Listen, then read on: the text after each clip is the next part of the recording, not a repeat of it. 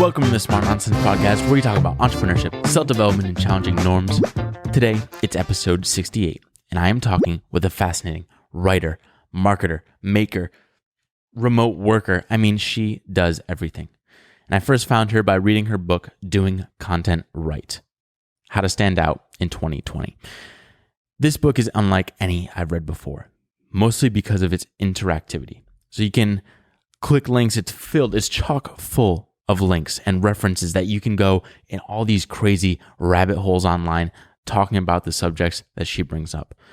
It's also a book that's more like a course in that you have these weekly calls, basically like book club calls, where the author is going into detail about exactly what she means, and you can ask her all these questions. It's an amazing course.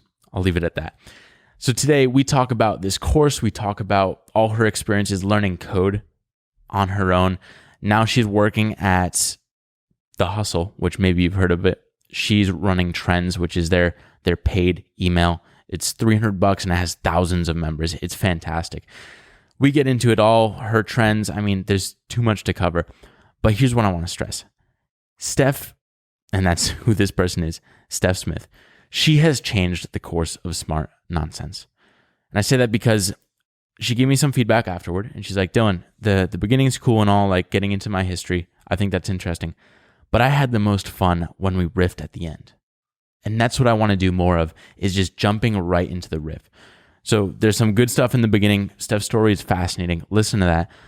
We get excited by the end. There's a lot of stuff to cover that's just maybe you don't hear in other places. So here it is. This is Steph Smith. You can find her on her website, stephsmith.io. It's also stephsmith.io on Twitter. I think you're going to be excited to create and realize that if you start putting your content out to the world, very quickly you can create a product, create a book like Steph, and sell $40,000+ in the first couple weeks. And guess what? You were unknown on the internet just 2 years prior. This is episode 68 with Steph Smith. Steph, this is exciting for me for multiple reasons. One, because I loved your book, which we'll talk about in a bit. But I discovered it through Twitter. Another person on the podcast, Brandon, who we've had, Brandon Jung, he had recommended it, and I'm like, who is this person? Steph, I didn't know of you back then, but I should have, because just the stuff that you're doing is insanely awesome. There's so much I want to talk about, but usually we generally go back and like follow the trajectory.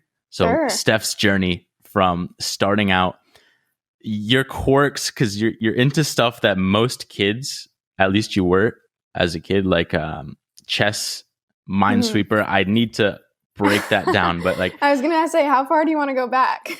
We could go. I mean, we've gone really far back in the past, but like I guess the younger, say we were just talking about middle school, like younger Steph, were you like the nerdy girl that was into chess, or like what were you like as a person growing up?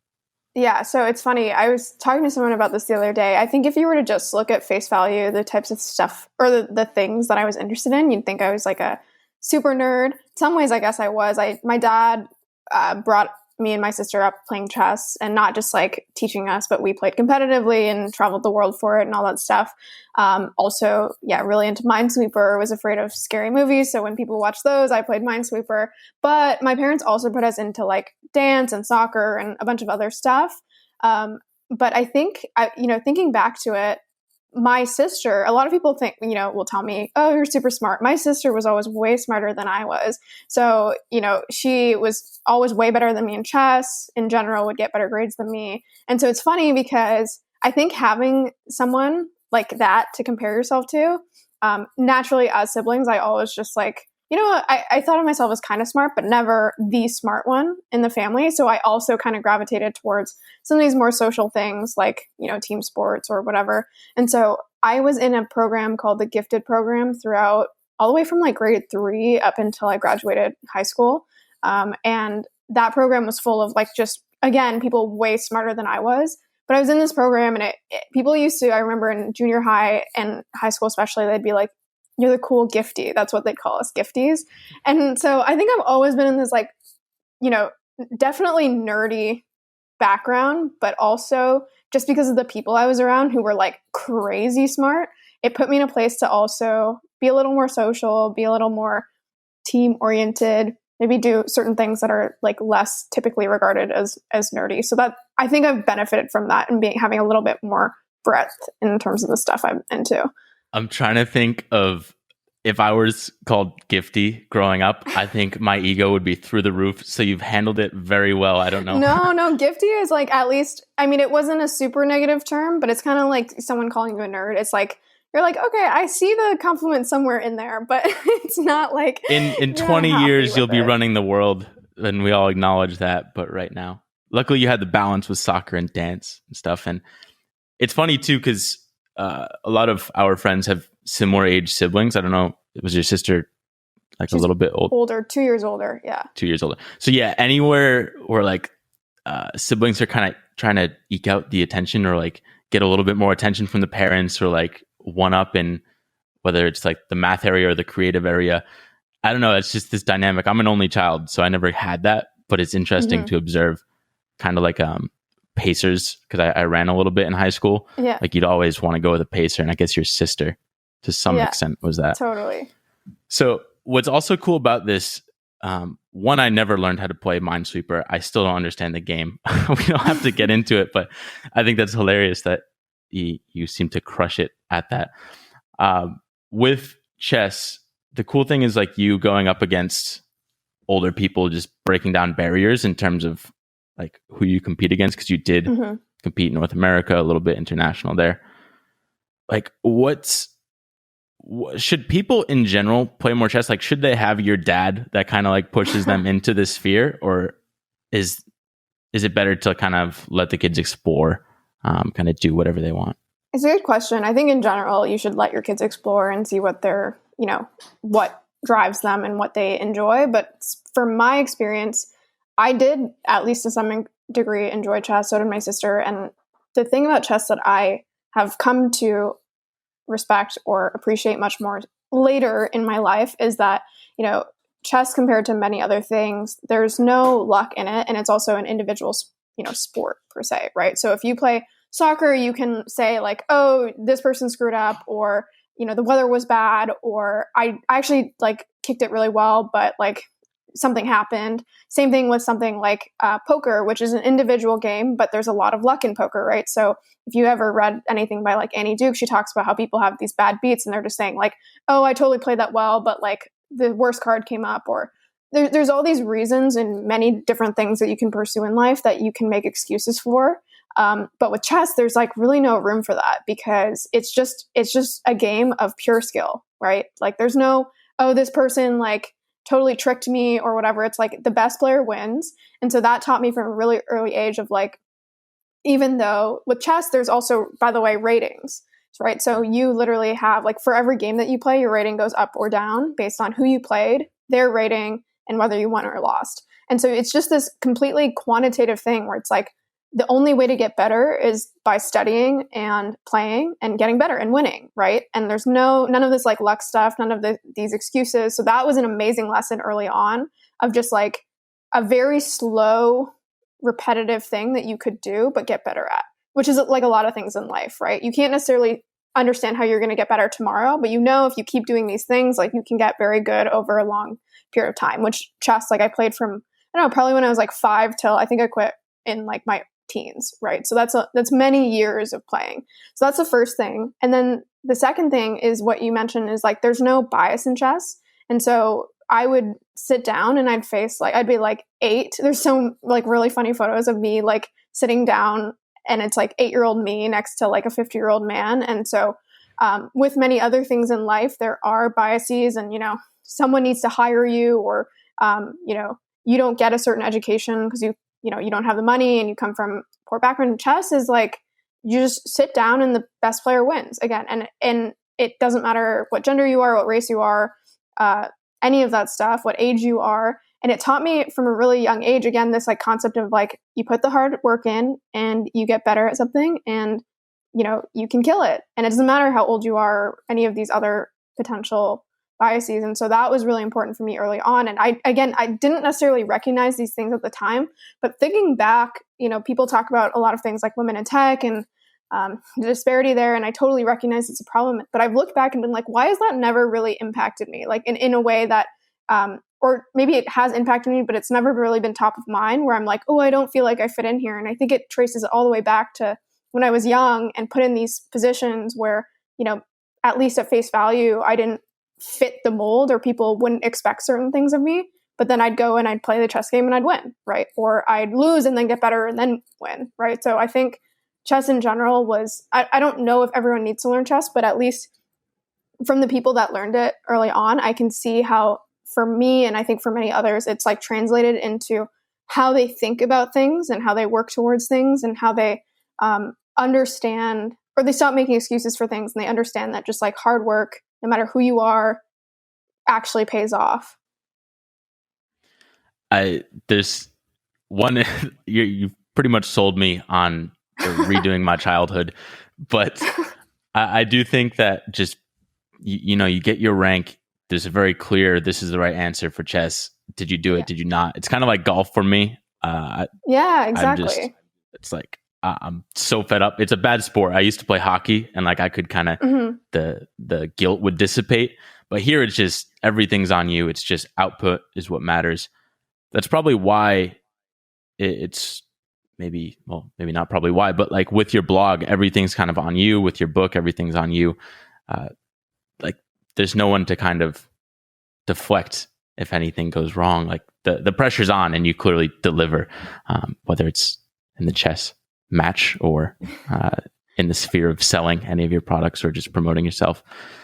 So when we flash forward, then we go from kind of Steph that is into STEM. I guess you go into college, and were you dead set on being chemical engineer? Was that just the natural progression of things, or how did you decide to be an engineer? I was not dead set on it at all. I really always liked math, sciencey type stuff, but coming out of high school, I had no idea, just like 99% of high schoolers, what I wanted to do. I initially started applying to schools based on just like where I wanted to go. But then at least in Canada, you have to you don't just like apply to Queen's or Western. You apply to Queen's for engineering, or you apply to Western for chemistry. So I started applying to a couple schools for actually like pure sciences, like chemistry mostly. But then my dad was like, that's cool. You can do a chemistry degree if you want, but like, just so you know, chemical engineering is super similar and you probably can get a job after. Like, that's actually how he framed it. He's like, why don't you just do engineering? Because you'll do all the same stuff, but like you'll come out and have a higher likelihood of being hired. And I was like, honestly, whatever. So I applied to half and half. And then honestly, it's so funny because like you think if you're listening and you're a high schooler, you think all these decisions like matter so much. I actually ended up making my decision because Queen's, again, you apply to a particular program within a school. I just went on a tour at a couple different schools, and then this is going to be so embarrassing. I haven't said this on a podcast before. I went to Queen's and they had all you can eat food, like their cafeterias were formatted differently. And it was amazing. And also they just had like a better campus and all this stuff. But I remember like going through the campus and like, this is so fun. You get to like chill with your floor mates and like go to, have lunch. And it's just like a whole year of like all you can eat, do whatever you want. It just was so cool. And I remember going there and being like, I'm going to Queen's for this reason. And I just happened of all the things that I had applied to Queen's, I happened to apply to engineering. That's literally it. And so I ended up doing it in Queen's. You do a general year. Everyone, even regardless of whether you know what you want to do for engineering, you have to do a general year of engineering. You do like anything from like geo engineering to like physics and computer science and all this stuff. And you do a little bit of each. And then I've always really liked chemistry in particular. Like I still love that space. So I did chemical engineering. And then after that, I realized that chemical engineering degrees really only lead to like oil and gas or working at some sort of like chemical processing plant. And so I was like, nah, I don't think that's really for me. But that's how I ended up doing chemical engineering. And yeah, it really wasn't much of a like super well thought out decision at the time. It's the mix of a little bit of parental pressure plus food and community being awesome when you go there. I actually listened to a podcast. It was a while back. I was probably still in college, but it talked about how in America there were colleges that would invest in their education and their teachers versus those that invested in the dining halls. And basically dining halls is what sold kids on orientation or whatever the students coming to campus was. So maybe that's a lesson to colleges. They can't do it as much right now, but it is interesting. Yeah. With your parents in general, because we saw this a lot, partly the reason why we did this podcast in general was because we don't like people pushing us down traditional routes. And we see a lot of our friends just like they kind of have the idea of their mom or their dad, whatever they think of what they're doing in their head. Was that in your mind at all? Like your dad thinking like, oh, is Steph going to get the right job? Is she going to do well by herself? Especially with your sister too. Maybe that's adding some pressure. Did you feel that, or are you you do your own thing from day one? It's interesting. I don't know how they did this or if it was just innate in me, but like at some point in my life early on, I've just like always been the one pushing myself to like be successful. And my parents will like, my dad would put us in chess. He'll like give me his opinion and say like, hey, I think you should do engineering. But they've never had to like, put down their foot and be like, hey, Steph, you need to do this, or like, let me see your report card or anything like that. If anything, I was joking about this the other week on like a work call. We're reading this book called Grit, and like, how do you build grit, and like, or where does grit come from? And I remember talking about it being like, I'm honestly not sure, because I've always felt like I had grit in this sense where, again, like my parents were never like, let me see your report card. I'd like run up to them and be like, hey, check out my report card, because I was proud of it. Right. So I don't know where that came from. I don't know if it was built from like something that they did early on, or if it was some sort of just like nature thing. But I've always been that way. And so my parents have never really had to like shuffle me in a particular direction. But I totally understand that a lot of parents do that. And especially on top of the pressure that parents can provide, they also sometimes are outdated in terms of what success really looks like. And so they may be pushing people towards like being a lawyer or a doctor, and those are all fine, but there are many other paths. And I think especially today, like, people always tell you this when you're in high school and you don't believe it, but like what you choose to do in university literally doesn't matter. It's more so about you going to university and probably getting some degree so that it proves that you can learn and you can, university is really just teaching you like how to do something pretty hard and accomplishing it, right? Getting a 4-year degree is like, it's not impossible. It's not super easy. It's somewhere in the middle, and it challenges you to do that. And so anyway, I think in general, I was lucky that I didn't really have too much pressure coming from above, but I totally understand that many other people do. And I don't really know if I have good advice if people are in that position, other than like, even though it's difficult, go with what you enjoy and what you're good at, because like your parents are coming from a place likely that's good, but is probably, misleading at the very least. And the world is evolving so fast. Like you said, they're probably outdated in how they interpret what's possible. I imagine like when you go into consulting, they're like, okay, Steph, that makes sense. You're doing what you should be doing more or less, or could be doing. Yeah. And then next thing you know, you kind of start to dabble in these little side hustle type things. And you end up finding yourself, well, I don't know if this was the first destination once you fully make the leap. Actually, clarify for me then, Steph. With consulting, you were doing a little bit of part-time, like in your free time, some side hustle work. When do you fully break off and decide to kind of live the nomadic lifestyle? Yeah, so I joined a consulting company in Toronto right out of university.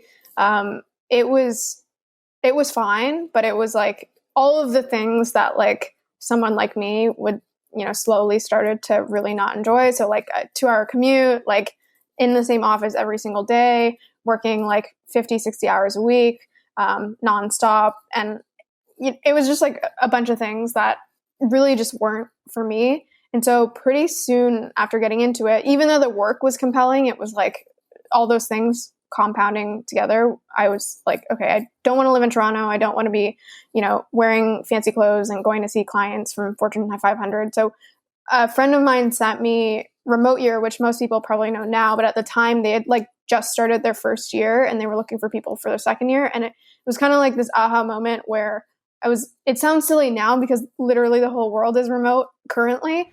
But in 2015, when I got this message, I was like, oh my God, I didn't know that there was people who like still worked legitimate jobs that go and like travel the world and live in a different country every month. And so long story short, yeah, I spent most of that year doing kind of like, side stuff, not side hustles, like, and not my own stuff, but like, working for a company and helping them doing social media or like working with a company and learning about SEO or whatever. Just like really, really part-time type contract work, in the hopes that initially I was hoping one of those jobs would end up being a full-time job. But all of them, like as I got into it, I was like, none of these are really like where I want my career to go. Like I want to not give up the aspect of like me advancing my career in order to like go and hit the road. And so I spent a year doing this stuff before finally getting a job at the company I was at for 3 years after that, called TopTal, and I joined them as part of their growth team. So that's it.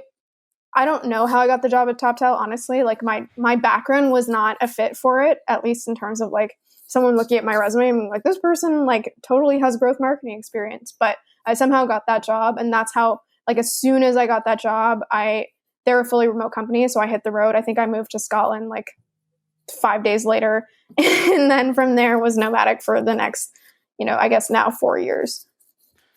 Yeah, that's what's funny to me is like usually when you get this little nomadic ability, at least in the beginning, people would go crazy. Like I think you mentioned it before, like you just do too much in too little time, and then you're like, holy shit, my routines are all out of whack.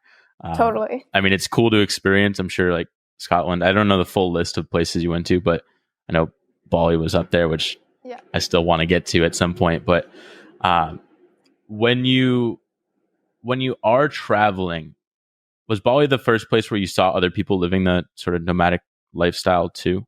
No, to a greater extent? No. So I was nomading for probably like a year and a half or so before actually going to Bali. And I actually avoided it for some time because it is known as like the mecca of digital nomads, or one of them at least. And I was like, man, like all these things that people say about Bali just sound like so cliche. And like, I was like, I don't need that. And then I finally got there. I had been to like Chiang Mai a bunch and like Lisbon and other places that have a lot of other nomads, and met nomads along the way. But then I got to Bali and I was like, no, this really is like the best place to be a nomad, for some cliche reasons. But really it was just, if you think about the things that you need as a nomad, it's like good, reliable internet. Hopefully you're around other like inspiring nomads. So you have somewhat of a social life, and also like, potential side project or business opportunities. You have easy access to like good food that's not super expensive. It's sunny, good weather, like all the things that if you could kind of like start from scratch and like build a city or a town off of, what a digital nomad needs, that is what Canggu is like. And so even though there's some reasons to dislike that, because you're like, oh, this feels kind of manufactured and it feels like not actual Indonesia, it feels like just digital nomad, heaven or whatever. Those are the reasons why it's so amazing. It's like everything that you need as a digital nomad are just so accessible. So I ended up going to Bali, and then I, throughout the last couple of years have gone back and forth, but that's where I ended up spending most of my time, because I was like, this is just like exactly where I want to be. And you kind of alluded to the idea that like at the beginning you go everywhere and you're like, oh, it's so fun to like, be able to go to a new country every week. And then you're like, this is really not fun at all. So Bali was the perfect place to be like, oh, I have like a community here, and I can, I have like a gym and my routines, and I really like this co-working space, and I go there every day. And so it really helped to, after a lot of just like crazy travel, to like have a little bit of a more normal life. Is that where you also met Pieter Levels? Yeah, I'm trying to remember. Yeah, I think the first time I met him in person, I mean, I had seen him online and stuff.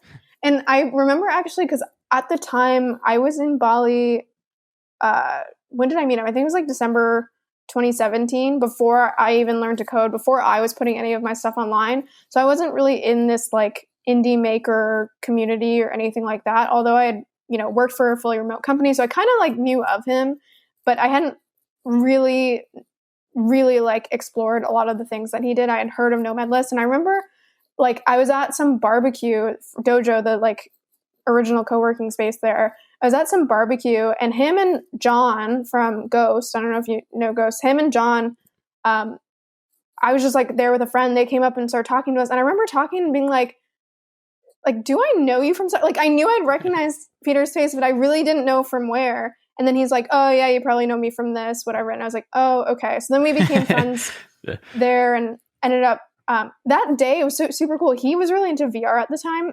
He showed me like, I think his parents sold their home or something, his childhood home. So he like did like a VR video of it so that like it's like downloaded, and then you can like walk around. I don't even remember how he showed me this, but we would like walk around dojo and it was like we were walking around. He's like, oh, here's my parents' kitchen or whatever. And I was like, whoa, this is it was actually a really cool experience. But anyway, after that, Peter really was someone that, as most people probably listening to this know, like he's done a bunch of really cool stuff and like kind of spearheaded a lot of the indie making, at least within the nomad community. And so I started like paying more attention to what he was doing. And in Bali is the perfect place because like literally everyone around you is creating something, right? And then from there, I ended up at, I think sometime later in 2018, creating my own stuff.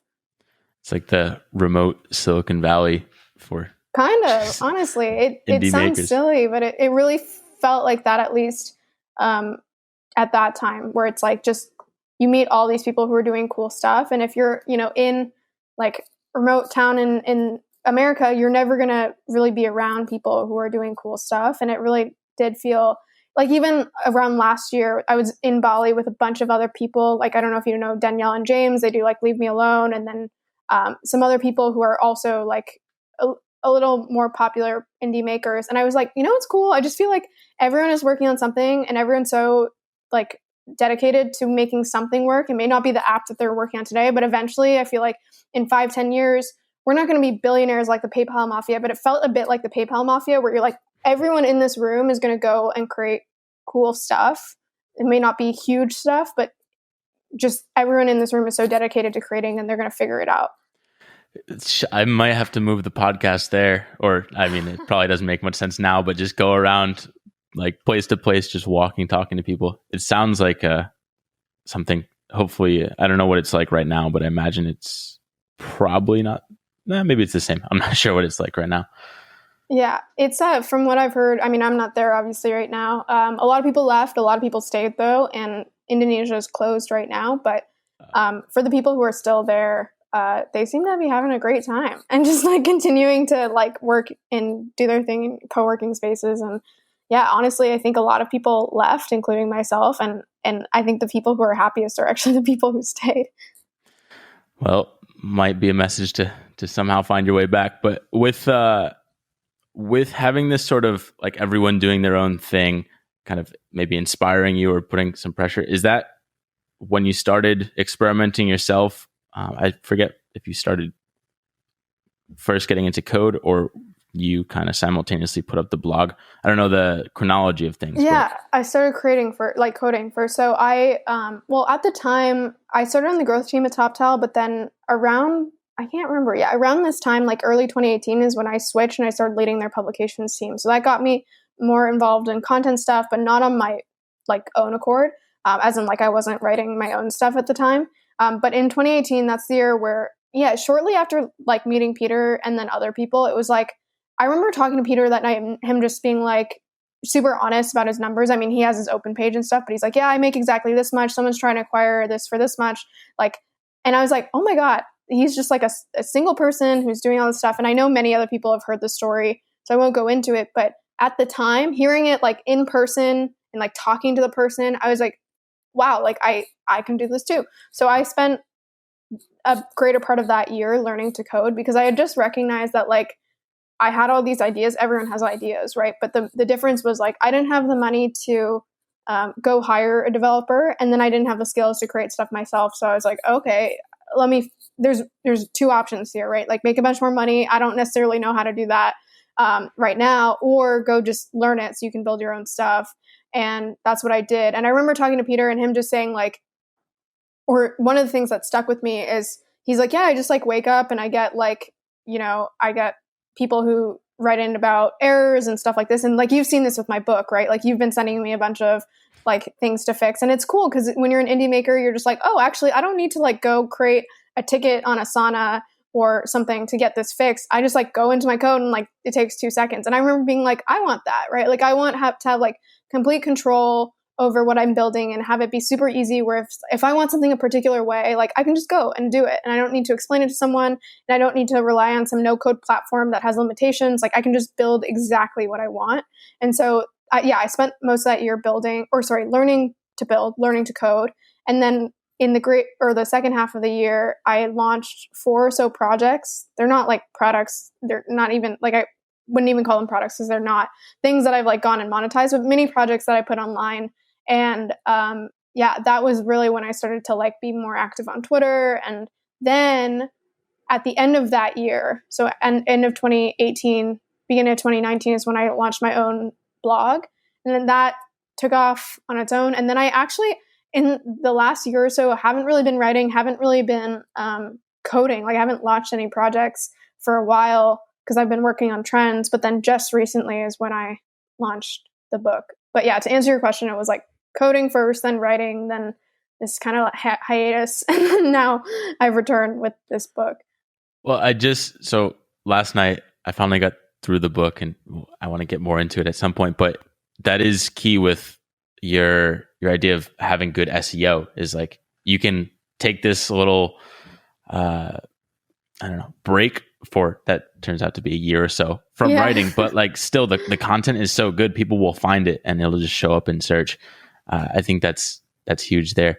With the aspect of learning the code and now this no code movement, do you still think it's worth someone that kind of starting from scratch? Should they do what you did to some extent, or is it maybe not worth it in 2020? Yeah, so this is an opinion of mine, so people disagree with me, but I still think it's just as important, if not more important, to learn because, there's a couple of reasons. First, no-code platforms only take you so far, and I actually think that learning to do no-code is just as hard as learning to code, honestly. Like, I've gone into Webflow and some of these other tools, and I'm like, I have no idea what I'm doing. And so I think you could put that energy towards something that I think is more, it's like building up a mountain that you can continue on versus learning to code. It's like, learning no code is like, it'll only get you far with no code. And then if you ever do want to like go past that, you're going to have to go and kind of like go back up the mountain that you should have gone up in the first place. That's one part of the opinion. But even past that, I think the part that I think is most compelling is that in general, like tech, even outside of the projects that you're building, is the most important industry. And like, it's going to dictate so much of our lives, whether it's like our digital privacy or where money goes or how policy is informed. And I think that if you have no like baseline understanding of the way that like technology works, then you're really getting left out of that future. And so I think of it as like code or tech literacy, where the difference is most people are like, oh, well, I don't really want to go like learn to code because I don't want to code my own apps. That's totally fine.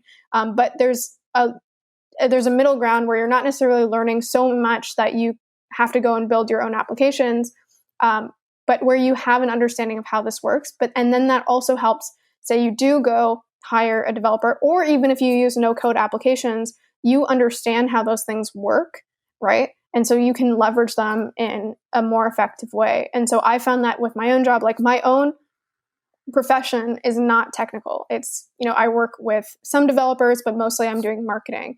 But in understanding how our website works or even how certain technical founders think, I can do my job more effectively. And I think it's certainly true that that's only going to become more important because tech, again, is just becoming more, I don't know if obtrusive in our lives is the right word, but it's becoming more prominent. And so in learning how to code, I think you're kind of allowing yourself to more effectively be part of that future. So yes, I would I would encourage everyone to learn. But again, don't view it as like, I need to go to a boot camp or not. Like, go learn stuff online that gives you the baseline literacy. And then from there, you can decide whether you want to learn more or not. I forget the name. I know you mentioned it before, but the course, I guess, that you took, what would you recommend, like a simple way to get sort of that basic literacy? Yeah, it's a good question. So if you were to go to a boot camp, that is probably it's not too much, but it's like, if you really just want the baseline literacy, that, you don't need to go quit your job and do a boot camp. The code course that I took was called the Web Developer Boot Camp by Colt Steele. It was really good. That one's 2 sections. It's like one about the front end, one about back end. You could even just do the front end and just have like a way better understanding of how websites work and how websites are built without having to learn Node and all this stuff. And that part, if you were to just do the front half, it would take like maybe a couple weeks max. And so that's one course that you could do, but even just go on like any course on Udemy that has like, 4.5 stars plus, that, goes over either web development, or I saw someone the other day who recommended this automation course. I think it's something like automating the hard things in Python, I think it's called. Let me pull it up real quick. It is called, sorry, I'm looking it up in the chat. Here we go. It's called, Automate the Boring Stuff. And it's about Python. And so again, just starting with one of those courses will give you the foundation so that you can understand just the way that code works. And I think that'll keep you more informed moving forward. Yeah, that's basically, we're in this little podcast studio right now, and my buddy learned carpentry. Basically, he's not the best. Like, shit always falls down on me and stuff, but he knows just enough where, like, when we hire someone to do it, we know what to look for in terms of, are they, the right caliber. So it's the same if you're trying to build a company online or sell product, whatever, when someone's doing it right versus wrong and what's actually possible. Exactly. So that's crazy. I mean, you're one of those driven people. I don't know if the whole world is as driven as you, Steph. So it's like, I don't know. Maybe, I guess people listening probably are. So it's okay for them to get into it. But that's one thing that set you apart. And while you're doing all this work, you're writing on your blog, and that's gaining traction, specifically when you talk about kind of the truth behind what remote work is like. I think that was your first viral post. But with writing in general, like that was just your passion project, or did you have an end in mind with that? Were you trying to kind of become your own brand as Steph Smith? No, I was not at the time, at least not with my goals. The explicit goals throughout were like, I've always been working full time, and the eventual goal, even today, is like to create some business of my own that can sustain me so that I don't have, a boss at some later point. But that was the impetus of like, okay, I'm going to go create products. I'm going to learn to code, like, so that I can go, explore my curiosity, and eventually maybe something here will end up, becoming a company at some point. I've never been in a rush, and I think it's actually a good thing, because I've written about this, like having the stability from my job just puts me in a place where, instead of, even though the end goal is to make money and create my own company, like right now, I don't have to prioritize that over other things, and I can just explore things that I find interesting and create projects that, again, bring some sort of value to the world, but maybe are really hard to monetize. But I'm able to still do that because they don't, because I still have an income from my job. But then with the blog, it was similar to that line of thinking where at the time, and you mentioned the article, like the remote guide that's not trying to sell you anything. There, at the time, I had started to like build up a little bit of a following, not a huge following. But then there was just a bunch of things that I wanted to say where, for example, there was a bunch of people talking about remote work, and they were talking about it in a way that was like super, either super positive or super negative. There was no nuance, and it was all just like, everyone should become a remote worker, or like remote workers are all just drop shippers and they're like living in Bali and like ruining the world. And I was like, man, like there's so many parts of remote work that are not being communicated here. Or for example, one of the things I mentioned in that guide was that A lot of people I was seeing, even some of my friends that were reaching out to me, they're like, how do I get a remote job? And they're like, I'll do anything to get a remote job. And I'm like, don't you care about your career or like working a job that you like and enjoy and are good at? And so I wrote about that as well in the guide. And I was just, there were certain things that I wanted to say and I felt like weren't being said. So that was actually the like impetus of launching that blog. And then of course, I'm human. I launched it, people started paying attention and I was like, wow, like I have all these other things to say too. So I continued to write. But in the last year or so, I've been so busy with trends that my blog has always been formed off of that concept of like, I'm only going to say things when I think they can provide value and I actually have, some sort of unique opinion on this or expertise on this. And so that's why right now I do have a bunch of things I want to write about that I do have an opinion on and expertise on, but I will only publish it when I think it's good. And I just haven't had the time to like get that stuff on paper. So anyway, that was the reason that I started publishing on my own. You take I read Wait But Why. So kind of the Wait But Why approach of just like waiting till you have this cool idea and you really go deep on it, get your whole angle and explore it completely. Versus I got kind of indoctrinated by the Gary V, like just push content out as much as possible. And that's what's nice hearing both sides, because basically your book was more like focus on quality for the most part, or at least have some differentiator.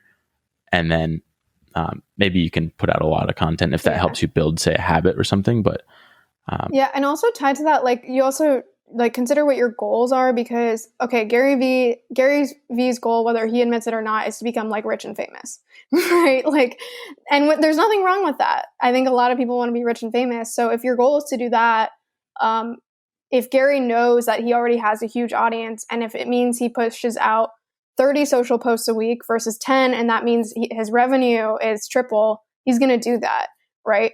But that's not the only path. And especially if you're not optimizing for like pure wealth or like reach, then I think there's just like more enjoyable ways to do things, and also hopefully more valuable in terms of like you actually driving value for people. I have nothing against Gary Vee. I think he's actually pretty funny at times, but I think there's just like, there's different paths to get to success, and Gary's is like one way, and I think there's ways to do it other ways. I just love little like subtle qualifications. Like he's very funny at times. That stuff just cracks me up. But I think so. He's definitely a personality, and that's why he's in everyone's mind. But what's cool is you put out all this content, and it's all quality content. And then I think Sam Parr takes the bait on one of your posts on like basically just being good consistently. I forget the exact title, but it catches his attention, and then he DMs you, which we've had past podcast guests on too. And they're like, Twitter's amazing because you'll just literally put your thoughts out into the world, say on a blog as well. And bosses just start reaching out to you. Like, when does that happen in, say, the 1980s world? It just, it doesn't. And so he reaches out to you. And what's going through your head? Are you like, I want to work at the hustle and start working on trends? Or like, what's kind of your approach to his offer at that point? Yeah, so first of all, I totally agree with the people who were on your podcast, in that like, I have never felt more, how do I say this? Like if I end up getting fired, I am good for a job because of Twitter, right? Like if I were to, I'm not looking for a job currently. I'm very happy at the hustle, but let's say something went wrong. Sam got super angry. He fired me. If I felt like if I put out a tweet tomorrow being like, hey, I'm back on the market, I've never felt more like I will be okay, right? Because of Twitter being this amazing engine that connects people and rewards people if they're putting out value. It's like you said, if you go back like many decades, you just didn't have the opportunity to reach as nearly as many people. But Twitter is also a filtering engine, right? Where it not only gives you broad attention, it like connects you with people who are interested in similar things to you and who are working on similar things to you. So yeah, it's been amazing. It's been an amazing channel for me. But to answer your question about Sam, yeah, he reached out. It was the article about how to be great. And basically he DM'd me, and Sam's so funny because Sam like cuts through all the noise, and he's not like, hey, Steph, like, do you have, like 15 minutes to chat or anything like that? Would love to catch up. He's like, hey, I want to hire you. Like, you in type thing. I don't remember the exact message, but it's something along the lines of that. And then he like sent me Trends because Trends had already launched by that point, but it was like definitely early stages. So he sent me Trends and he's like, look, he said something along the lines of like, look, you can do whatever you want with this. Like, I want you on the team.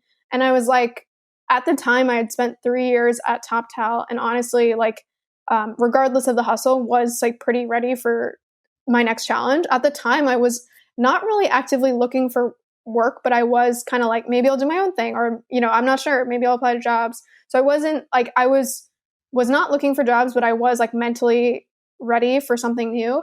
And it came at the time, and I was like, look, I don't know, let's talk more, because I very much feel like I wrote an article about like how I made the decision, but like jobs in general are things that I see far too often people just fall into, where they're like, oh yeah, I applied to 6 jobs and this one accepted me, so I took it. And it's like, you spend normally like at least a year, if not many years at a job, and you spend, God knows how many hours, like do stuff that, hopefully pays you okay so that you're not worried about that, but more so do a job that you learn a bunch, that you enjoy going to. And that learn a bunch in particular, I think that's where people consistently don't focus enough on. They're like, oh, I chose a job because it's got like a good title, it pays me well, and like the culture's cool. It's like, that's great. Those are good reasons to choose a job. But like, I specifically have always focused on choosing jobs that teach me something. And I'm like, okay, in the trajectory of like where I want to be in 50 years, is that going to get me closer to that? Or is this going to be like a filler 3 years that pays me kind of well, but then I'm like, what did I just spend 3 years on? So this job fit all of those things, where it's like, okay, in addition to like, I had heard of the hustle and been following them for a couple of years. So it's like, okay, I like the hustle, I like Sam, cool culture, cool project, but like, I'm going to learn a ton here, because I'm going to be like interviewing entrepreneurs, I'm going to be writing all the time, I'm going to just be like around the people that are, are kind of like where I want to be in 3 to 5 years, right? And so that was what was going through my head. And of course, there was like a lot of back and forth of like, okay, let's figure out the exact role and the right position and all this stuff. But yeah, then once we figured that out, it was kind of a no-brainer, because again, it was the exact type of role that would get me closer to where I want to be in a couple of years.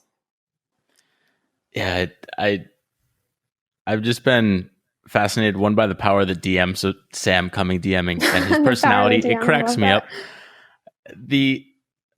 I recently, basically, I think doing research for this podcast, I got into my first millions, and then I'm like, oh my God, this blows every other podcast I've ever listened to about business out of the water. Like it's literally so fun, and your episode was awesome. I'll link that as well in the show notes. But I don't know, something about Sam's personality fascinates me now. It's crazy. What is it like behind the scenes working at the hustle and with Trends? Is it like you have your book clubs and you're reading Grit, and like, is it a different environment, or how does he run it, or what's that environment like for you? Sam is awesome. And like, Sam is exactly how he appears on My First Million and at the hustle and everywhere else, where like Sam, for better or for worse, has no filter. And so, yeah, what you hear from him on the podcast is exactly what he's like running a company. He's awesome in that, like, he's really smart, and he built the hustle himself, right? Like he originally was the one writing all the emails. He was the one who ran HustleCon, all this stuff.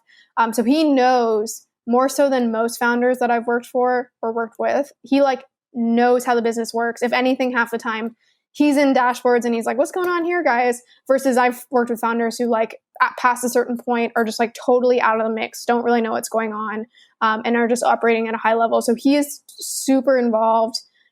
He's also pretty funny to work with. And the culture is, at least from like the past experience that I've been a part of, the best culture I've been a part of, where like, people talk about how there's like no hierarchy. There's like really no hierarchy at the hustle. So that's great. It's also pretty fun. Like you can imagine, like you read the emails, and like some of the people at the hustle are, not including myself in this, like are so funny, where you're just like, where do you come up with this stuff? Like I have such a good time working with them. And of course there's like good things and bad things, but it's really fun to work at the hustle. And just as you hear like kind of Sam and Sean shooting the shit on My First Million, it's similar to that with, of course, on top of that, like some more logistical and operational things that we do that are, I don't know, more serious, I guess you could say. But at the same time, it does have like a similar vibe to what you hear on My First Million. Yeah, that's I have a friend from St. Louis, Missouri as well. And I don't know if they just breed them that way there, but he's super just direct, tells you what the hell he's thinking. And I don't know, I love it. It's refreshing. So hopefully I'm trying to take on some more of Dustin is his name. Dustin's traits, a little bit of Sam. Maybe you're getting a little bit more honest, authentic too.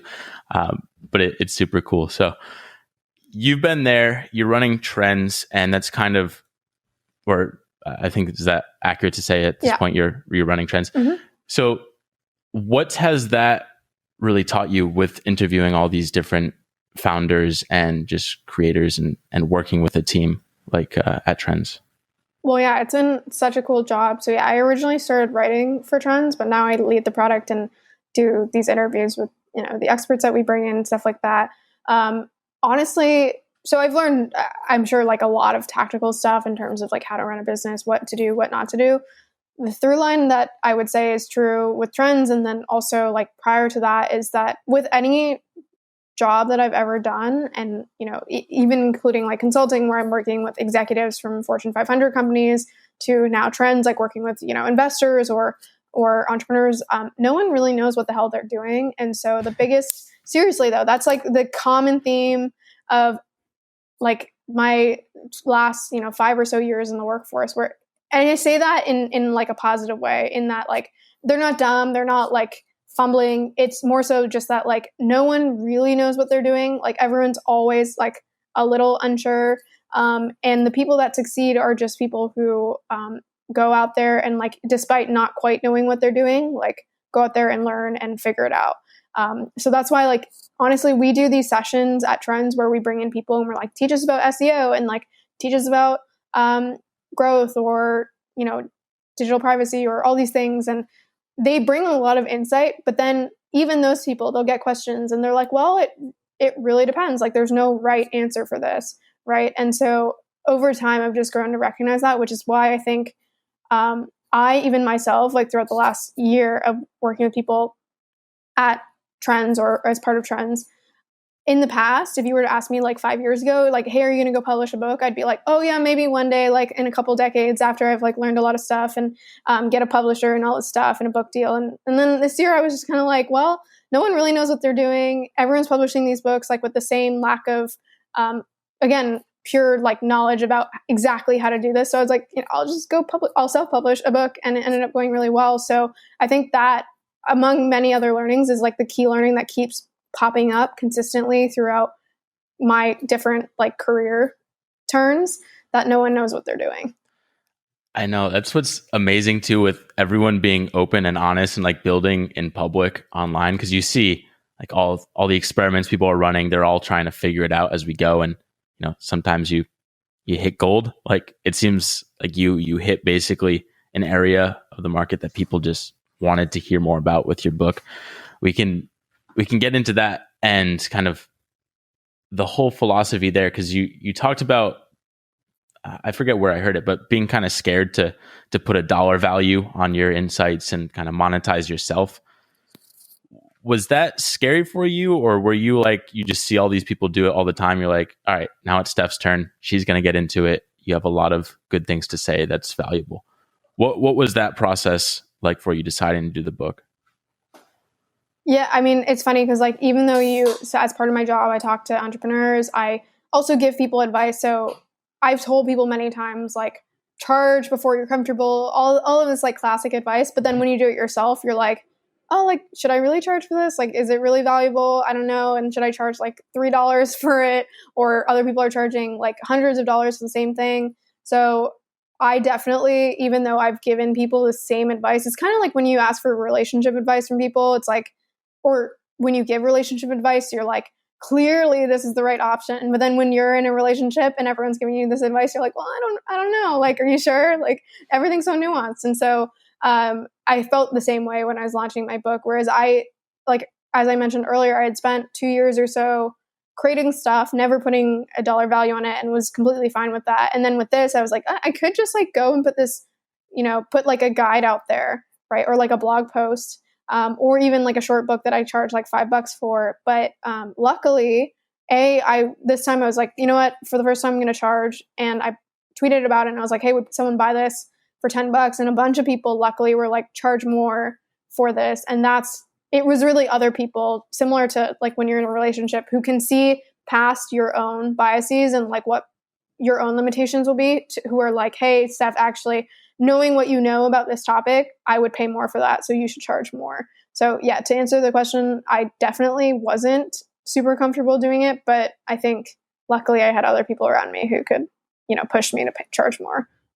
It's funny. I guess my first remote job, I was in college because I did it as an internship and continued until like a couple months ago, where I'm still kind of affiliated, but it was with a dating company. So like we would basically help people just go out and meet people, and I don't know, whether in the street or like at a bar, club, whatever. And it's like having this outside perspective is important. But then also at the same time, I had a friend asking like, he's in a 3-year relationship and they're going through some trouble. And I'm like, honestly, I don't know what to tell you. Like, I've just never been there. Like, I can't help you out there.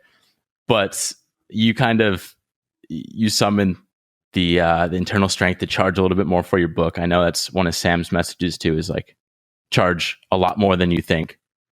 Trends is $300 and it'll probably go up even more if it hasn't already. But it's cool. Like, you did this. I was surprised first time on Gumroad. I'm pretty much new to the internet in general. I'm just a silly kid, but I was like, this book looks cool. I got it. What was interesting with your book too, and why I think it did so well, Steph, is that actually you talked about this in one of the like Zoom classes or whatever we call it. You didn't want just the normal book that people buy, but they never read or they don't take action on it. And how you set yourself apart was like, I'm going to make it so that it has Zoom classes or whatever we want to call it for like each chapter of the book. And I've loved every one so far. We really get in depth. It's building a little bit of community, but you've been able to separate yourself from everyone else that just puts out a $10 ebook or something like that. Can you get into like your thought process for why you wanted to format the book and structure everything like this with the course and in the background? Yeah. So I think, again, it comes from, if you like go to the fundamentals, my goal with this book was not, obviously it was great to make money off of it, but it wasn't to like make as much money as possible. It was to like actually deliver value, because similar to that very first blog post of mine, I just saw, a bunch of people talking about remote work in ways that were like either like off or completely untrue. And I felt the same way about content in this case, where like there are so many guides, so many blog posts, so many YouTube videos about how to put out content effectively. And I've been, for better or for worse, spending the last, 3+ years learning exactly this, and not just like on my own terms, but also for companies, and been able to do it relatively successful, both on my own terms and for companies. And I just saw so many things online where I'm like, this is either misleading or untrue, or even if it's true, it's like, it's not compiled in a way that is either digestible or actionable. And so that's why I created the book, so that hopefully people could actually learn to put out content more effectively. Because in general, that's something that there's so much bad content out there. So even just putting this book out there, hopefully the people that read it will end up putting better content out there. It'll be better for them, better for me, better for the world. And so that was my goal. But then I also recognize, like, I'm not, as someone who puts content out there, I'm not unaware that an ebook about content sounds super like low quality, illegit, potentially, incorrect again. So I was very conscious of that. And that's why I did everything I possibly could to be like, look, I know that this could be like just like all those other ebooks that are super shitty, but the best way to prove that's not true is to get people to actually read it and see that it's valuable and use the lessons from it. And so the whole book was curated around that, where like the first 2 pages were all about like, hey, you bought this thing, like, don't let yourself down, don't let me down, and like put it off, on your bookshelf and never read it. And then it also talked about like how to read it. So read it more like a textbook, not a novel, skip sections. Even within the book, there's sections where I like get to chapter 2 and I'm like, look, if you built your publication already, like don't read this chapter, go to chapter 3. And so really focusing on that. And then as you mentioned, live sessions where, again, certain people just don't have time to read a 70,000 word book. So how do I get this information in front of them regardless? Where more people or some people are more likely to attend a live session or watch something on 2X on YouTube. And I'm cool with that, right? Like I'm not like precious about this in a way where I'm like, I want someone to consume this in the way that I want them to. It's like, I'm going to try to give them as many different options to consume this and get value from it in the way that is, most accessible to them. So that was really big. And it's funny, there's been a couple people who like, there was an Indie Hackers post that was like someone being, I think it was Rosie being like, hey everyone, like why do you think Steph's book has done so well? And of course there's many reasons, including like the following I had. But I think one of the things that has benefited me the most is that I very intentionally did this, like structured it in a way where people would actually engage with it. Because look, even if you write a great book, if no one reads it, no one's going to share it, right? And so in order to get this like bump, which the biggest bump actually came from people sharing it, came from people actually using it. And so in order for people to use it, sounds like something that should be easy because it's like you're paying for it, you should use it, but that's not the case. So it was really like a super intentional thing where I was focused on like, what can I do again to make it as easy as possible for someone to consume this? And it relates to some of the lessons in the book where I'm like, how do you make it as easy as possible for someone to share this, or as easy as possible for someone to want to engage with your email? Because again, we're busy, we're humans, and we're not going to engage with everything. So you want to make it as easy as possible for people to actually do that.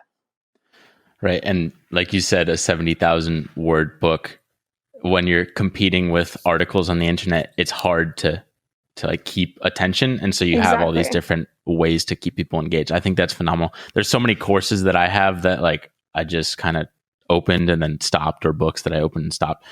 Whereas I love that you just give people the out of like, hey, if you get kind of bogged down or whatever, just like take a break or skip to a different section that's more relevant. Like it's a textbook, like you said. Yeah. How on earth, this is what I've been wondering ever since you told me this, but how the hell did you write this book in 50 or so days? Like that blows my mind. I wish I had a good answer for this, honestly. So I've consistently throughout the last couple of years done things in like short periods of time where like did like the 24-hour startup challenge, or like just I've always been a person where like if I really want to do something, I can do it pretty quickly. And if I just focus, like even back in university, I got like a class voted award for like most likely to skip every class and ace the exam, because I'm the type of person who like skips classes and then crams, like just like piles everything in together. So I've always been that kind of way. But normally when people ask me this stuff about prior projects, I'm like, oh, like I just did these things and it wasn't actually that bad. I always say stuff like, you have a lot more time in your day than you think. But with this book, I really struggled to write it in 50 days because 70,000 words, like if you actually just do the math in terms of like how long it types or it takes to type 70,000 words, it's like many, many dozens of hours. And so to actually like scope it out, to write it, to edit it, to create the illustrations, to actually put it in InDesign and get someone to publish it for me, like all those things, it really was like down to the wire, where there was many, many weekends, basically every weekend in between that time period, because also I'm working a full-time job, was like me sitting at this table working from like when I woke up to when I went to bed, and many like all-nighters and stuff like that. So I wish I had like a more like nuanced or like useful answer of like, oh, you just do this and it's doable. But it really was just like a grind where I was just working nonstop for like 6 weeks straight outside of my job. And luckily, I mean, I mentioned this in the book, the nuance to that is that like it took 6 weeks to write, but it took like years to learn.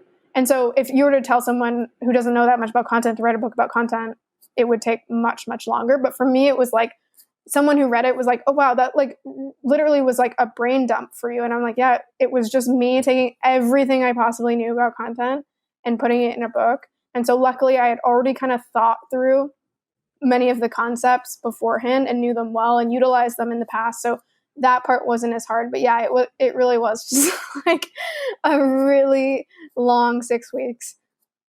Had you, I wasn't aware of the book until I think like during the launch period, but had you set a deadline and declared it publicly, or why did you have to stick to that schedule? Yeah, exactly. So I actually extended it twice, more so once, where so when I originally announced it, it was again that tweet of being like, I found an old outline that I might want to execute on. Would people pay $10 if I create this? But at that time, it was more so like, this is going to be some, classic guide, which is actually funny. Like, if you go on Fiverr, I actually hired someone on Fiverr to just help me like finalize and like put it in design and stuff at the very end, because I was going to do it originally, but I was like, I'm down to the wire. Like, I need someone to help me with this.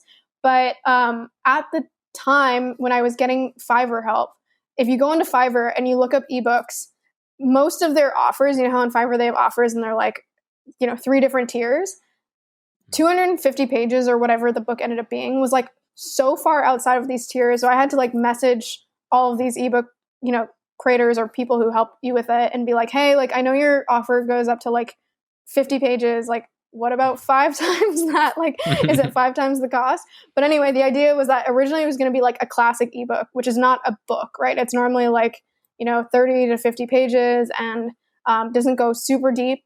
So that was the original idea. And when I was basing it on that, I was like, oh, I can totally do this in a couple weeks. So I think I set the deadline for a month and I was like, this is easy, right? Like, it'll be like 10,000 words, 20,000 words max, and I'll do it in the next month, and that's cool. But then as I went to actually like get everything down, like really like bulk up the outline to, include everything I wanted to cover, I was like, oh God, like this is not going to be like a 20,000 word project. It's going to be way more. So eventually I extended it to be 2 weeks later. And then the final day of, I think I extended it by 1 day so that everything was like in order. But I kind of, so one, I had already extended it once, right, for the 2 weeks to be at 6 weeks. So I was like, I don't want to be that person who like sets a deadline and then sets another deadline and then keeps doing that. And then I'm also, like I said, the type of person who like, I actually work really well under constraints. Whereas if I just had it open where it's like, you're going to create this ebook one day and publish it one day, it would have taken me like either months or I would have never published it because I never had the constraint. So that was really, at the time, even though it was really hectic, it was really nice to just be like, even though the 6 weeks sucks because I'm like not exercising or doing normal people things, I get it done and I make sure that it gets done in this time period. So it definitely was a result of setting that publicly, but I think I actually like benefited from that in the end. Yeah, my buddy, who maybe you've seen him open the door a little bit during this podcast, but he's huge on Parkinson's law, and he's like, just exactly. obsessed with set the deadline, and you'll figure out a way. That's basically like you mentioned, you're a crammer, I'm a crammer. Like that's just how we function best. I think like because I have a little bit of perfectionist in me, so unless I'm forced to submit it, I'll just keep editing it until my life's over. But what's cool about the book too, I'll mention, and what I like so much, it's funny because I messaged you on Twitter. I'm like, Steph, I can't click on like the links. And you're like, Dylan, you have the wrong PDF, you clown. And you didn't say no, that. You're not saying the that to myself. But it was so cool just exploring like literally inside your mind every resource you've ever had. It's like, here you go, Dylan. Now go play, and now you can find all these cool other newsletters, other websites, other companies that are doing great things. I love that aspect of the book that few others have. Here's my question. Was this little vacation that you just went on, was that like part of the celebration for the book? Because it did go super well, like selling 40K plus so far. Like, what did you do to celebrate more or less? Honestly, not that much. I mean, this trip was actually planned beforehand, so it was nice to go on a trip. But I don't know. It's just like I've been so busy with like work with the hustle, and also the book, because as you know, like there's these lab sessions where I have to prepare them every week, and then there's all these like support requests that I actually haven't had that much time to like sit down and be like, look at this, like it's done, like congrats stuff. So I've obviously like celebrated a little bit, but it still feels like it's ongoing. And I think that's a problem with anyone that's like ambitious, including myself, where it's just like, we're never satisfied where we can just like sit down and be like, wow, like great job. Like, look at what you built. It's more so like, okay, what next, right? Like, what are you going to build on top of this? Or like, what are you doing tomorrow that's unrelated to this? And I really do need to be better at that, of just like sitting down and like being happy or content with what I've done. But so far, I haven't really celebrated that much, although I think I probably should. Yeah. It's just high functioning people in general. It's a weird quirk. I guess I'll group myself in it. It's a weird quirk that we have of just like, you always want to one up yourself, even like exactly. golf, you'll shoot a good score, or at least I will, and then like the next time you're like, all right, now you got to get below that every single time. It's like, the hell, Yeah. just fucking like be content for a second. But so that's awesome. I think if you were to kind of group like the top, this might be hard on the spot, so I apologize if so, but like top 3 or so suggestions from the book that you'd give someone that's wanting to put out more content. I know you're directed at more so the newsletter blog side, but if content in general, would you have any basic tips that you give people?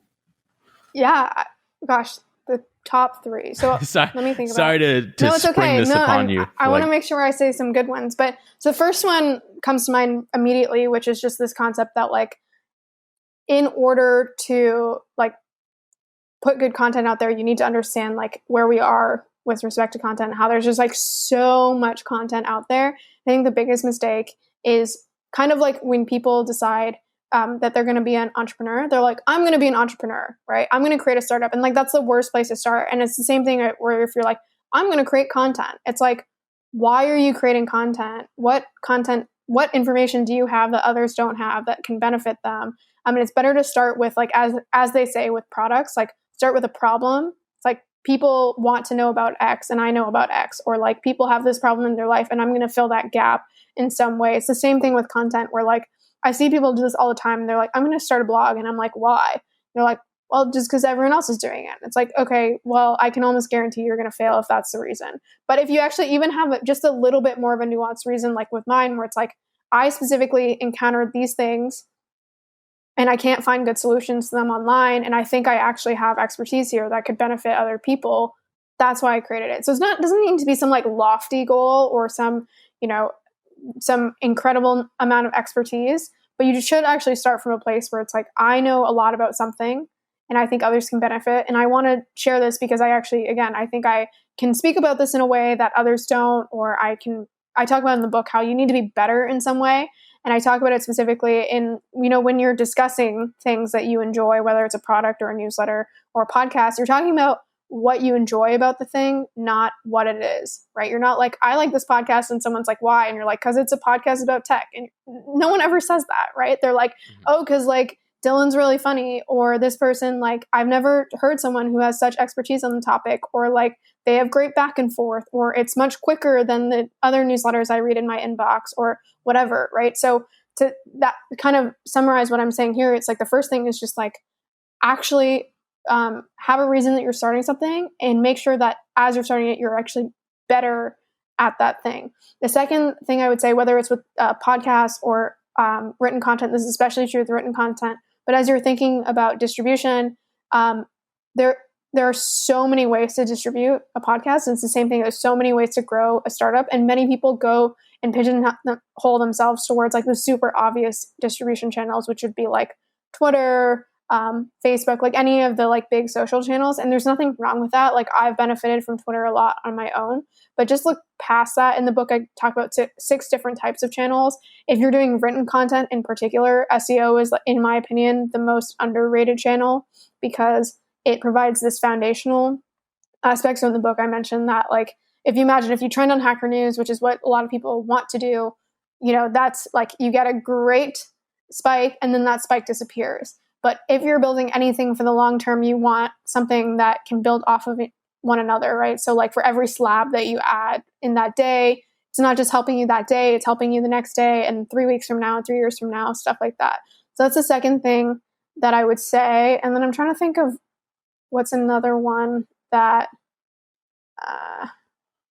this is like kind of, I'm going to mention this one because I feel like it's one that a lot of people talk about and I actually disagree with, which is this concept. A lot of people talk about the fact that like the most important thing that you need to do as a writer or a podcaster or whatever is to be consistent. Some of the best stuff I've ever seen is like so inconsistent. We mentioned Wait But Why earlier. He didn't publish for 6 months. One of my favorite podcasts right now is one called the All In Podcast by Jason and Jason Calacanis, Chamath, David Sachs, and David Friedberg. And they publish whenever the hell they want because they know when they publish, they're actually adding a lot of value and people are listening. And so I think a lot of people try to obsess over certain things where they're like, okay, I need the perfect platform and I need to be super consistent and appear in everyone's email inbox every week. And there's all these things where you read about, it's like reading startup advice online where there are best practices, but like they obsess over these best practices and forget about what's really important, which is to like provide value to people and produce a good product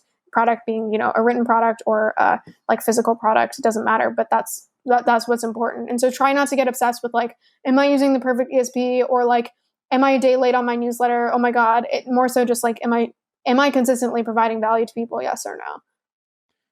That's interesting, Steph. Well, here, I'll try and summarize and then tell the epiphany that you just gave me. But so one, like have a why for why you're actually doing what you're doing. And you should have some angle that is differentiated, some strength that you have that few others don't. From there, focusing more so on SEO, because most people just look for the viral growth versus what can grow in the long term with search engine optimization. And then kind of connected to like the quality, like just don't worry about consistency as much as just like being able to put out good content consistently. Like whatever schedule that is for you, do that more or less. I didn't summarize it quite as well as I could have, but no, that's great. I think the idea, the sort of realization that you just gave me is like maybe a mix of both worlds of like, you don't have to necessarily have the set schedule of like, oh, I publish every Monday or every like the first of the month, whatever it is. More so like when you get that inspiration, after that point, set a deadline. Yeah, so I think that's like, a great way to put it. Because I think the artificial consistency that I see a lot of people go for is like, again, they're like, I need to publish a podcast every day or an article every week or whatever. And the problem there that I find is that, again, if you're focused on actually providing value to people, there are going to be days or weeks where you don't have this inspiration or you don't have something really important to say. And all you're doing is really just trying to facilitate a schedule because someone told you that's important. Right. But what's really important is the maximum value that you can deliver. So if you can do that every week and send an amazing article that drives value for people, go do that. But if instead it happens to be like 1 week you send 3 times and then they don't hear from you for a month, I actually think that's okay. Some other marketers, like pure marketers, would disagree with me. And sometimes this does depend on like if you're running a company versus running things on your own, because there's certain expectations there. But like in general, I think, again, there's certain advice that has some merit to it, but just don't get so attached to that advice and be like, oh, this is the end all be all. Like if I don't send my newsletter this Wednesday, like everything's going to collapse. Paul Jarvis does this thing where every December he just says like, look, no one really wants me in their inbox because it's December and it's like the holidays and I don't really want to be spending my holidays writing emails to you guys. So like, see you in the new year. And he does that every year. Yeah, I think, I think that's maybe the break that people need to is just like, hey, go out and celebrate everything you've done this year. While I know we're coming to a close pretty soon, but I do want to talk about any interesting trends in general that you're excited about now. I recently saw sleep came up. Gen Z's one I'm obsessed with. There's so many stuff, like basically listening to your podcast with My First Millions podcast. There's so much stuff there. Like what's most interesting to you, maybe of the gamuts of stuff that we talked about? Like what's interesting to Steph right now? Oh man, there's so many interesting things. I can talk quickly about some of the things that you just mentioned. So the first one that you mentioned, or one of the ones you mentioned, is sleep. I think the sleep industry is super interesting. It's one that's already taken off a decent amount, but if you think about like where meditation was 10 years ago, I feel like we're similar to that with sleep, where it obviously impacts, people's productivity, impacts their happiness, and people are starting to clue into that a little more. And I wrote one of the trends articles about sleep, the deep dive. So there's so many opportunities in there. But the kind of line that spoke to people was like, you think about meditation and how big of an industry that is, but not everyone meditates, everyone sleeps. So you're like, if you're going like pure business here, your TAM is 7 billion people potentially, right? In terms of a sleep product. And the other difference between meditation and sleep is like meditation tends to be one of those things that a lot of people like to say that they do. But if you actually look at like how much time they're actually spending doing that thing, it's very little versus like everyone every single day sleeps for like, 4 to 12 hours, right? No matter what. And so it's this amazing industry where you're seeing all types of things happening in sleep where, there's obviously the content game. There's all these like insomnia tests, like you can like learn about your sleep chronotype, all this stuff. But there's also some really cool opportunities where, for example, companies are starting. There's this one really interesting company that was like paying their employees to get better night's sleep. So if they had like a tracker, something similar to an Oura ring, for example, where they could see like the quality and length of sleep that a person was getting. And if they actually got better sleep, they I think got certain bonuses. So there's certain enterprise perks and things that are starting to take on there.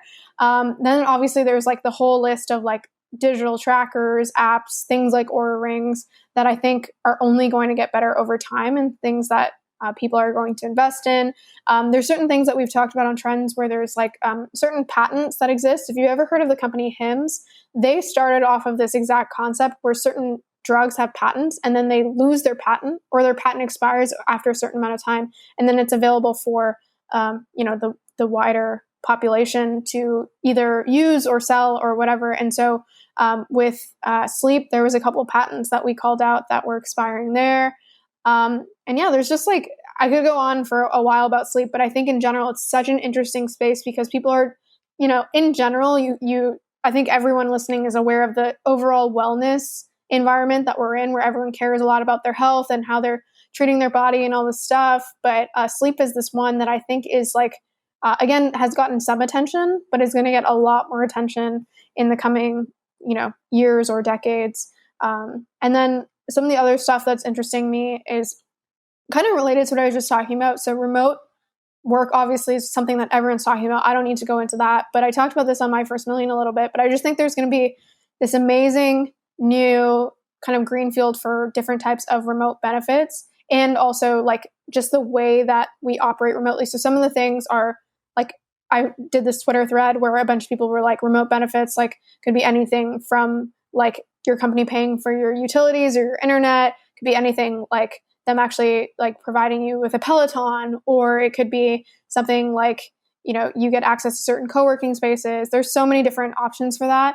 There's also cool companies. If you've ever heard of a company called QB, QUBII, it's like this under desk elliptical almost.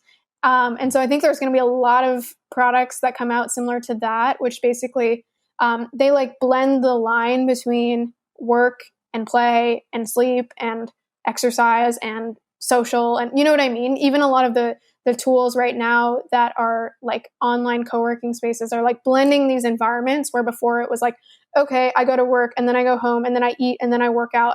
So I think there's just going to be tools and like devices that blend those environments and allow you to work out as you work or things like that. And then the final thing I'll comment on that you mentioned is just, I think Gen Z is super cool. I mean, I'm a millennial, but I am on the younger end of the millennial spectrum. So I can like relate to Gen Z. And when I see the stuff that Gen Z is creating, I'm like, oh my God, like these kids are geniuses. And I specifically think there's a really amazing opportunity in like what people might call edutainment, which is basically the question that's been on my mind recently is like, how do we make an education as entertaining as Netflix or Fortnite, right? Where like kids, if they have the choice and they're going to like go, like either go do an online course and learn about, web development or go play Fortnite, they're always going to choose Fortnite because it's just more enjoyable. And so how do you actually take tactics from games, from things like, Netflix that actually are like baked into the product that make people want to come back and make the experience enjoyable? How do you bring that to entertainment? And then also, how do you just like use all these like Gen Z geniuses that are like one of the girls I mentioned on My First Million just like creates these awesome TikToks about nuclear energy. And I'm like she just makes a topic that is so boring, so entertaining. And so I think there's a huge like green field for Gen Zers to go and like create educational material, or for not Gen Z or to hire some Gen Zers to do that. But yeah, I just think this like intersection of education and entertainment is really interesting. Yeah, my buddy, he has his YouTube channel, and he's getting like a lot of interest from Silicon Valley right now because they want to make TikTok ads, and they're like coming to him because they know he's kind of into this digital space, and they're literally like, help us, like we need you to help edit and shoot these videos and stuff. It's the world's starting to realize like there's some power behind 20-year-old kids that have a console in their hand or whatever, or just a phone scrolling through TikTok. They're so talented. It's amazing. Like I said, I'm not even that much older, but I see what like 18-year-olds or 20-year-olds are doing, and I'm like, oh my God, like where did you learn this stuff? And the answer is that they just learned it online, right? They just like taught themselves, but it's really incredible. So Steph, we talked about a lot. Is there anything that has been on your mind that we haven't touched on that you think's important to bring up?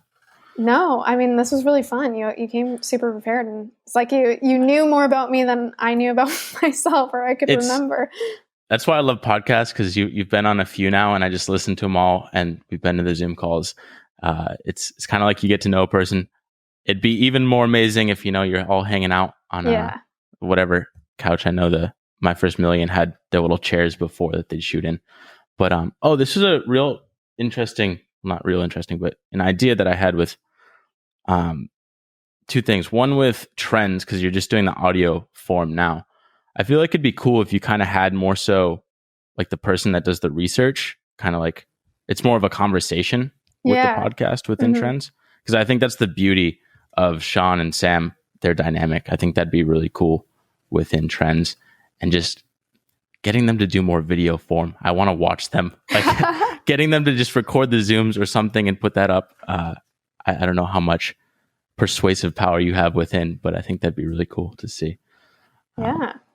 Is there anything, Steph, I stumbled upon this funky question that maybe we can end with, but if there's like, people hear you a lot, we kind of know each other to some extent now, but like if there's a way that you're misunderstood, can you think of a way? That's a good question. I've never been asked that question before. I think, I don't know. Maybe you can.